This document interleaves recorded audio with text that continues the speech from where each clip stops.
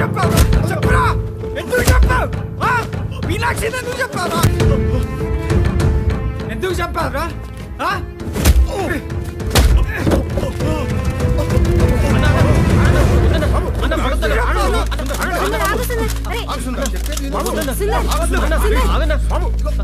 వదలండి వాణ్ణి పట్టుకోండి.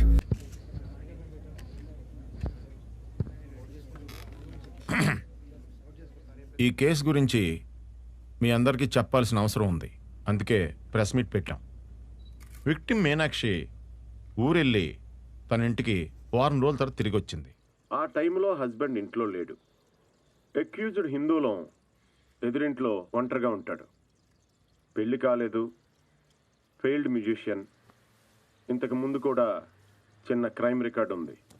మీనాక్షి మీద రేప్ అటెంప్ట్ చేశాడు. తప్పించుకునే ప్రయత్నంలో